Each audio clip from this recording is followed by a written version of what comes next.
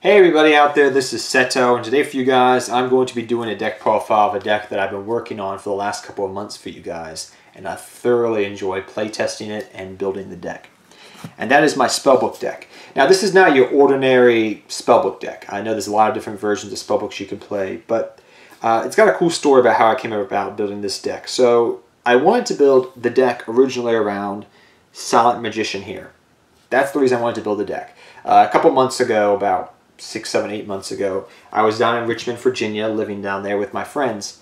And one of my friends down in Richmond, Virginia, was actually playing a Spellbook deck with Silent Magician. And I said, oh, I really wanted to do that because I've always wanted to build a deck around Silent Magician. And from watching him play the deck, and I did his deck profile on the channel if you want to go check that out.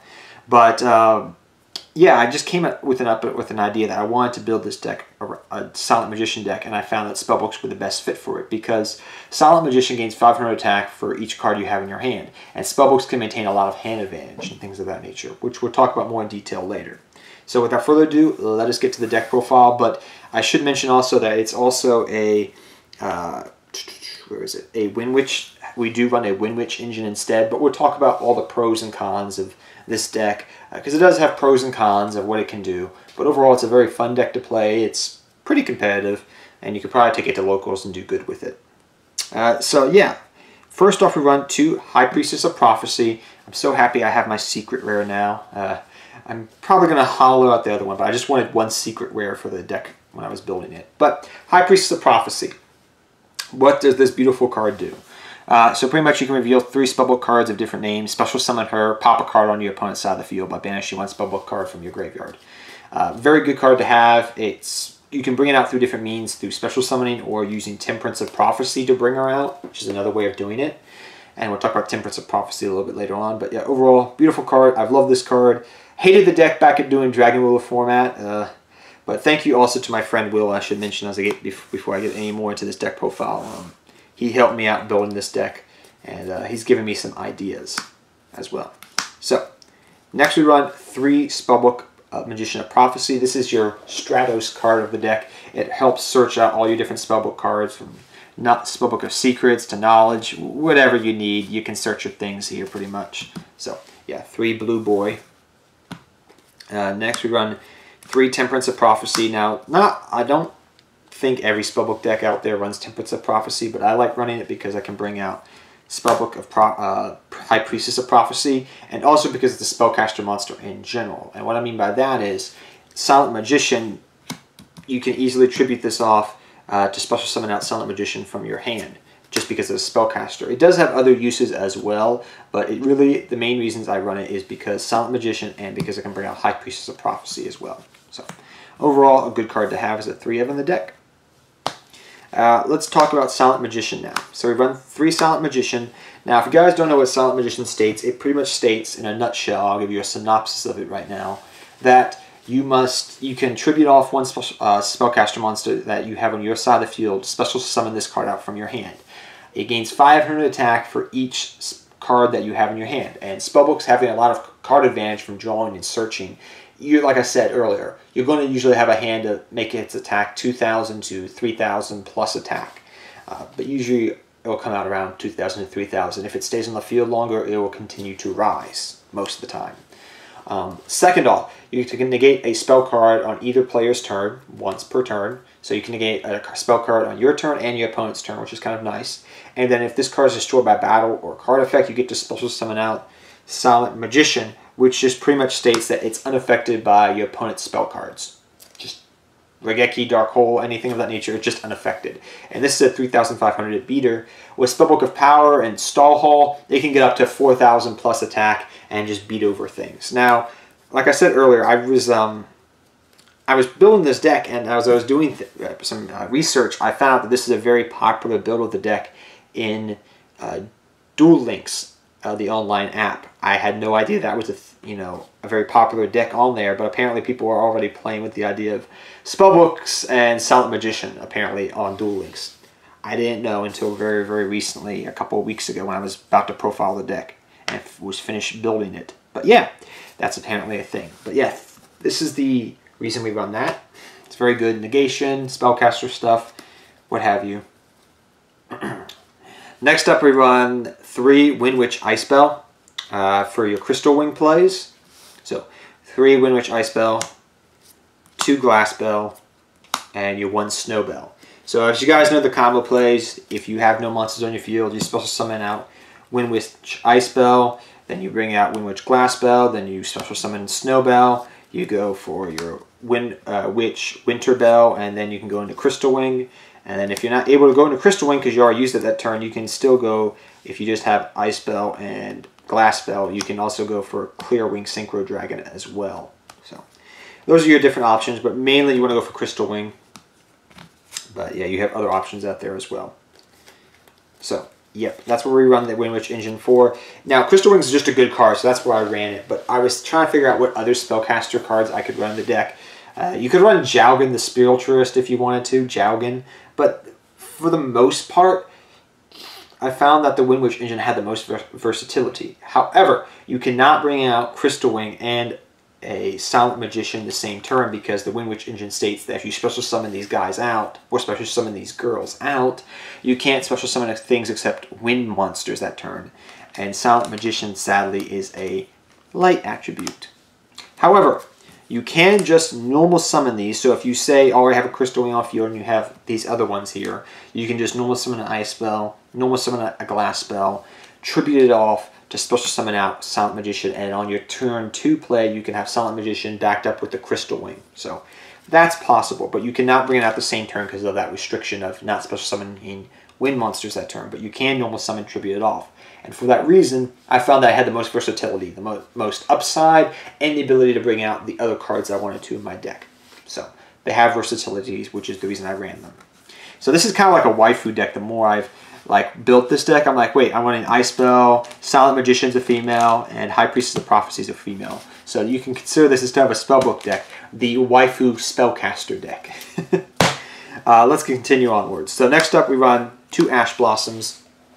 Now, before I get any further, I do want to mention to you guys that this deck is 41 cards. It's 41. Okay, 41. Now, I was trying to cut it down to 40. I said, okay, well, there's different card ratios you can play around with. So you could run 40 cards in the deck and do this right here. So I also run 2 Call by the Grave. All right, but Ash is a really good hand trap, and Call by the Grave is really good in this deck because you'll run into Ash and Drill and Lock. So you can go one of 2 ways here. You can take an Ash Blossom out and run 3 Call by the Graves and maybe and there you go. There you have 40 cards. Or you can do what I did, which is run 2 Ash and 2 Call by the Grave. Now, Call by the Grave, depending upon if they have the hand trap or not, is really good in this deck because it sucks, before I get into this spellbook engine here any further, to be Drill and Locked and Ashed with your Spellbook of Secrets and your Spellbook of Knowledge. It sucks. So you really want to have Call by the Grave. But it can get bricky sometimes. It's a great card, don't get me wrong, but you don't want to have like double Call by the Grave in your hand sometimes. So you can try different ratios out here. You can either run 3 Call by the Grave or double Ash and Call by the Grave. And the reason I was okay with 41 cards in the deck is because, like I said, the deck has enough search power, enough deck thinning, that it doesn't, you don't mind playing 41 cards. Before you know it, you'll be down to 30 cards less. So it's okay. I don't mind in running decks that have a lot of ability to search and draw to run 41 cards, and it seems to be okay in the deck. And to cut the ratios down of these powerful cards for that reason, you know, you could cut something else out if you wanted to, but I'm going to tell you from playtesting, it's worked out fine. I really don't see a big difference. So you could run it, you know, cut some things out in the deck, but the deck is 41, and we do run 2 Call by the Grave and 2 Ash. And like I said a couple seconds ago, you can play around with the ratio. So let's get into the spellbook engine, the spellbooks, the spell cards. 3 Secrets, it's your searcher of the deck. You run 3 of that. 3 Knowledge, it's your draw power of the deck. It's pretty straightforward. 3 Power, it powers your things up, and if you destroy something, you get to search. It's nice to have. I also run 1 Spellbook of Wisdom. You could play with the ratios of this. If you want to run 2 Power and 2 Wisdom, go right ahead, but I like this ratio a little bit better. Just my forte. Excuse me. Next up, we run 2 Spellbook of Fates. Great card to have. Having Crystal Wing on the field with a Spellbook of Fate is really nice. Or having Silent Magician backed up with a Spellbook of Fate is really nice as well. So Spellbook of Fate, if you can set it up properly, is really, really good to have in this deck. It's still a very powerful card. And to have it backed up with Crystal Wings and Silent Magicians, or both, perhaps, is really, really good. But to have it backed up with the Crystal Wing in this is nice. Silent Magician and a Spellbook of Fate set is really nice. So overall, I like it very much in the deck. It has added versatility because you can bring out boss monsters, kind of. Now this card is a card that a lot of people do not run in their Spellbook deck, but from talking to my friend Will and talking to other players out there that play the deck, it's a pretty good card to have. And that's Spellbook of the Crescent. It sucks. If you do not get this going first, in your opening hand, it sucks. It's a bad card. But you can offset that. So say you used one of these already, okay? And you got to add a Spellbook card to your hand, which is kind of nice.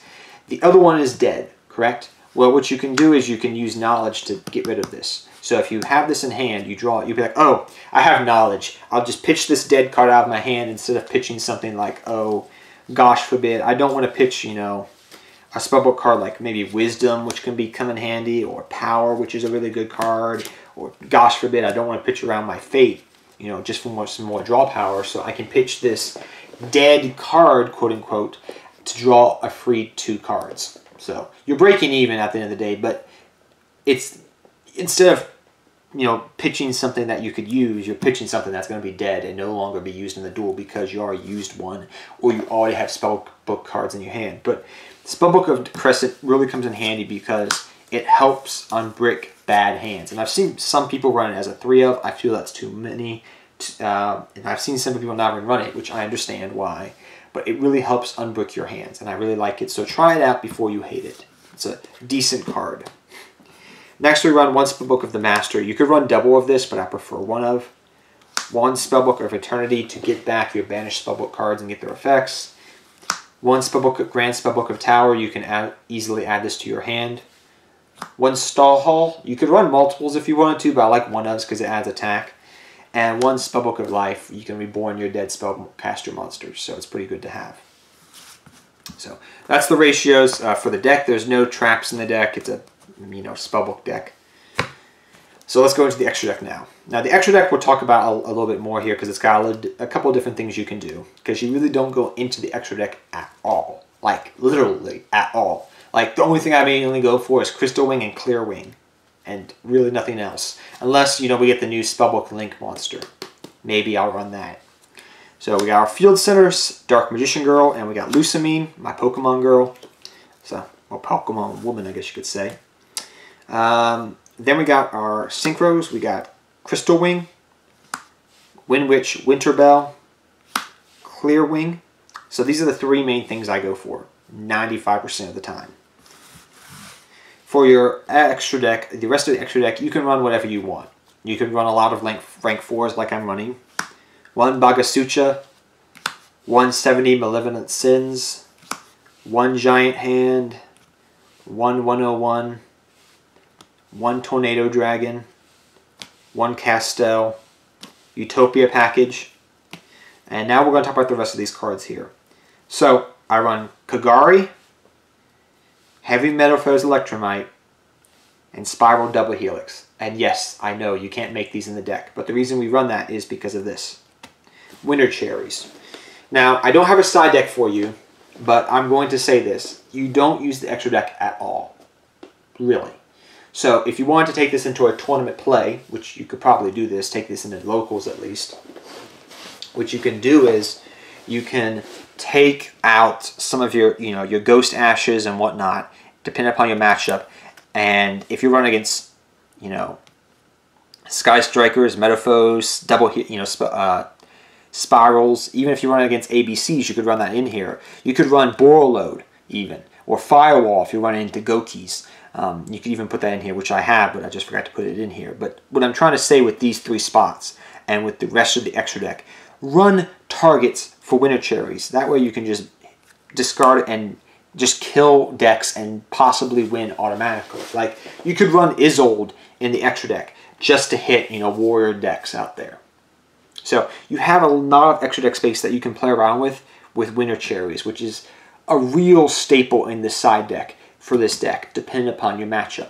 So I'm just saying that right now. Depending upon your matchup, you can run whatever you want to in the extra deck, except these 3 cards that you're mainly going to use, and maybe 4 extra, rank 4s, and maybe something else if you wanted to. But you could use a lot of your extra deck space for Winter Cherries, and it will help you win a lot of your matchups. So I'm just saying that right now. So yeah. Hope you guys enjoyed the deck profile. I've had a lot of fun profiling it for you guys. I'm sorry I've had to do... This is like my take 4, so I'm really out of breath and really tired at the moment. So I'm going to end the video here. Hope you guys enjoyed it. If you have any suggestions to make the deck better, go right ahead. And until next time, take care, have fun dueling, good luck dueling, and I'll see all of you guys next time. Take care, everybody. No fear, I'm standing right here, eyes peer with my mind clear, never look rear, only up, never down, off the ground till I'm found, hear the sound, listen to me now, as the beat pounds, every ounce of my effort pouring out, so you never have a doubt. Do you like me now? Am I good enough now? Should I get more loud to get hear the fucking sound? Oh no, I'm losing my